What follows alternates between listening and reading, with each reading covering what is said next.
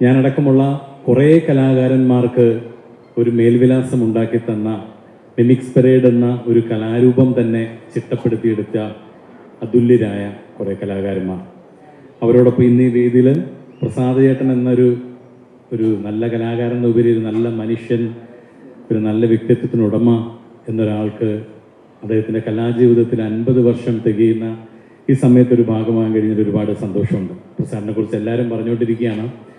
എനിക്ക് പറയാനുള്ളത് എന്താണെന്ന് വെച്ച് കഴിഞ്ഞാൽ, ഒരു 10-20 വർഷം മുൻപാണ് ഒരുപാട് പേരെ സഹായിച്ചിട്ടുള്ള ആളാണ് പ്രസാദൻ. എല്ലാവർക്കും അറിയാവുന്ന കാര്യമാണ്.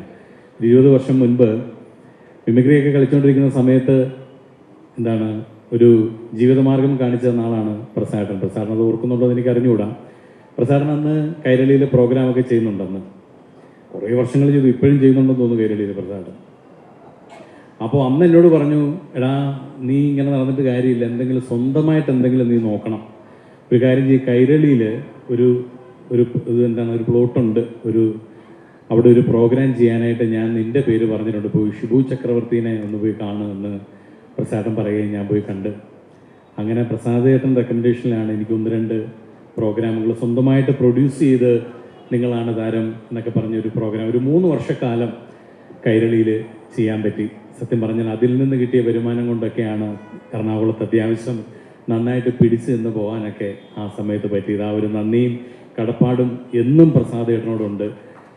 പിന്നെ ആദ്യമായിട്ട് കലാഭവൻ്റെ ഒപ്പം ഒരു വേൾഡ് ടൂറ് ഒരു 12 രാജ്യങ്ങളിലൊരു 3-3.5 മാസക്കാലം പോയപ്പോൾ എൻ്റെ ലീഡറായിട്ട് ആബേലച്ചനോടൊപ്പം ഞങ്ങളോടൊപ്പം ഉണ്ടായിരുന്ന പ്രസാദ് ചേട്ടനാണ്.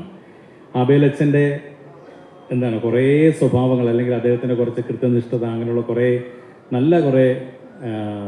ക്വാളിറ്റീസ് എടുക്കാൻ വേണ്ടി ശ്രമിച്ചിട്ടുണ്ട്. അത്രയൊന്നും ഇല്ലെങ്കിലും അതൊക്കെ നമ്മളിലോട്ട് പകർന്നു തരാൻ ഒരു കാരണക്കാരൻ പ്രസാദ് ചേട്ടനാണ്. ഷാജോണ അങ്ങനെയല്ല, നീ ഇങ്ങനെ ചെയ്യേ, അങ്ങനെയല്ല അവിടെ ചെയ്യേണ്ടത്, ഇങ്ങനെയാണ് ചെയ്യേണ്ടത്, അന്നും ഇന്നും പറഞ്ഞു തരുന്നൊരു ജ്യേഷ്ഠ സഹോദരനാണ് സ്വന്തം പ്രസാദ് ചേട്ടൻ. കലാഭവൻ എന്ന് പറഞ്ഞാൽ ഞാനടക്കം ഒരുപാട് പേരിൻ്റെ ഒപ്പം കലാഭവൻ കൊണ്ട് നടക്കുന്നവരാണ്. കലാഭവൻ മണിച്ചേട്ടനാണെങ്കിലും റഹ്മാനിക്കാണെങ്കിലും കലാഭവൻ നവാസ്, പ്രജോദ്, അങ്ങനെ കുറേ പേരുണ്ട്. എന്നാൽ നെഞ്ചിൽ കലാഭവനെ കൊണ്ട് നടക്കുന്ന ഒരേ ഒരാളേ ഉള്ളൂ, അത് മറ്റാരുമല്ല, പ്രസാദ് ചേട്ടൻ തന്നെയാണ്.